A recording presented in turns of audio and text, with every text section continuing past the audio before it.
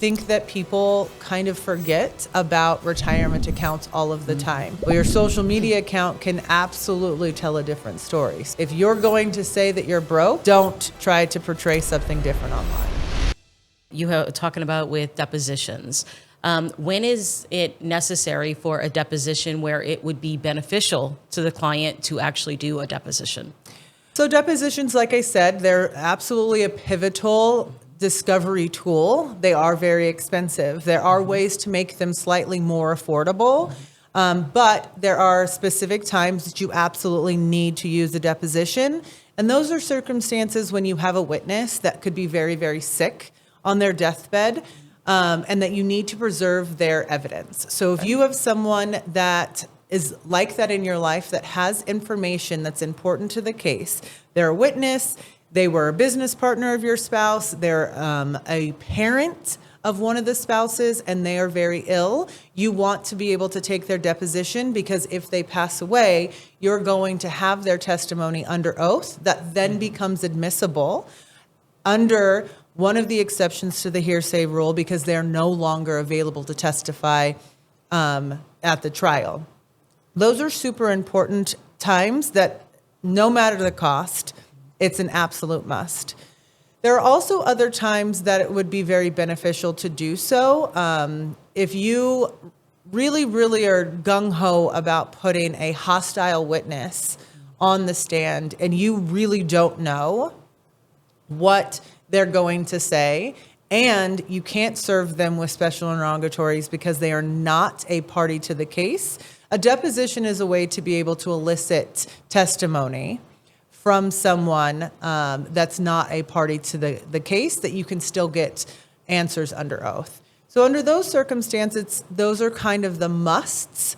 Obviously, they are always beneficial to anyone who can afford to do them, because you're going to be able to utilize a deposition transcript at the time of trial against the opposing party to see if they waver in any of their answers. And if they do, then their credibility either is shot at the time of the deposition or now, and that's going to have a really, really damning effect on them with the judge. That discovery is expensive, and how to make it less costly for them and not take so long to get the case moving, because sometimes it does delay the cases. Do you have any suggestions on how to make it less costly or move it quicker? Some of the things that make it less costly are trying to use the easier mechanisms first to see if you can garner any of the information that way.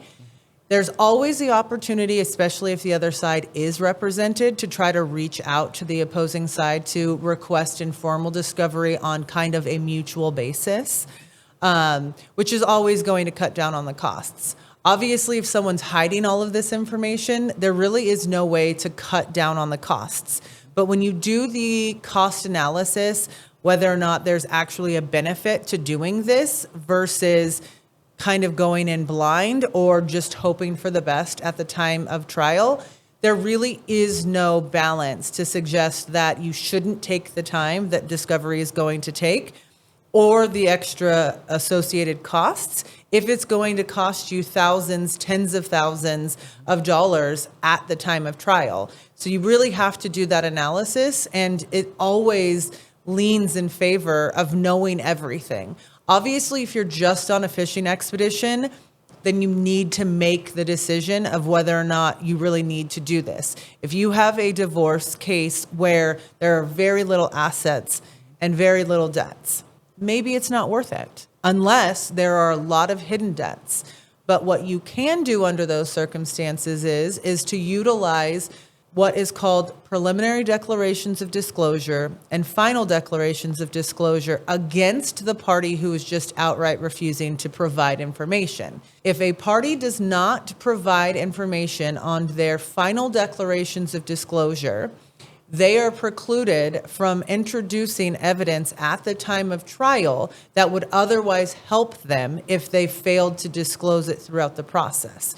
So if you think you know enough and you really can't afford to do discovery, you just need to make sure that at the time of trial, you know how to effectively argue what someone is and is not allowed to produce at the time of trial pursuant to what they gave you in their final declarations of disclosure. Okay.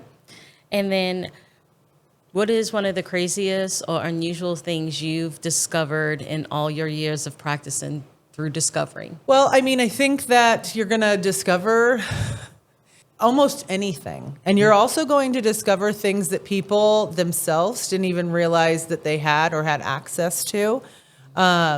I mean, I think that people kind of forget about retirement accounts all of the time. I think that that's not something that they're intentionally trying to do sometimes. They just don't remember that they worked for a big corporation when they were in college or right out of college, and that they were paying into a retirement fund.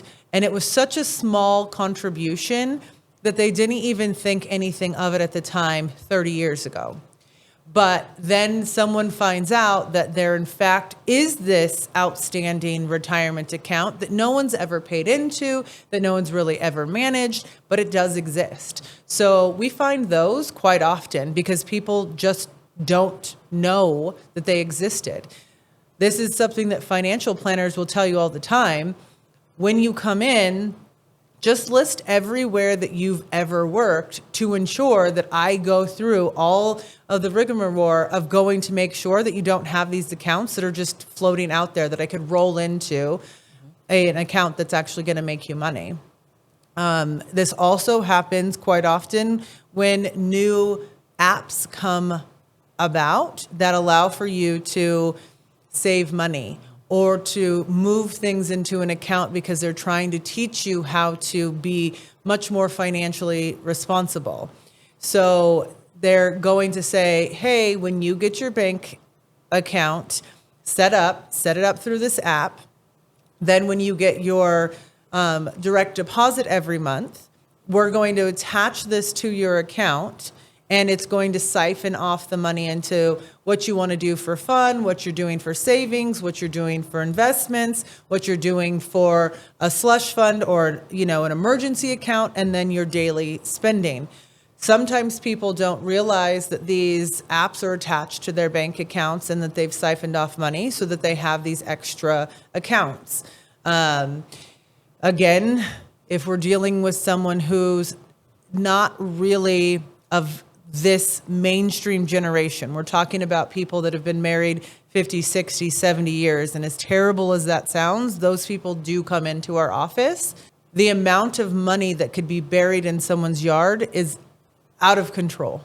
I think that in one of my divorces very early on, they found $176,000 in 15 bags in the backyard of the opposing party who ended up passing away.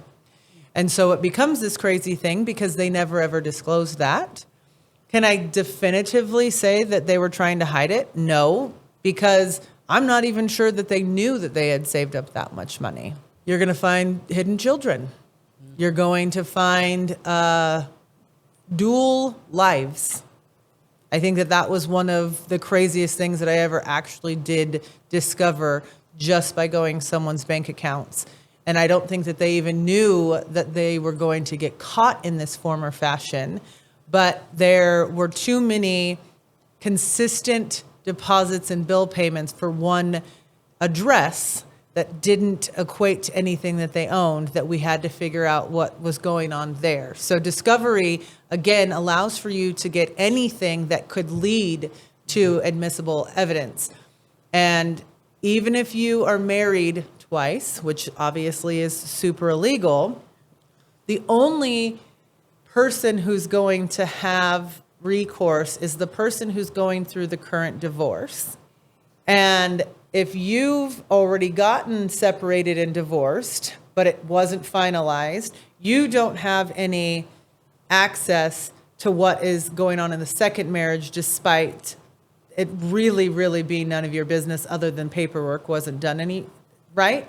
But when you have a dual situation where both people think that they are the first spouse, there's obviously going to be one spouse that from a time perspective is going to be the actual spouse, which creates this very, very weird trifecta.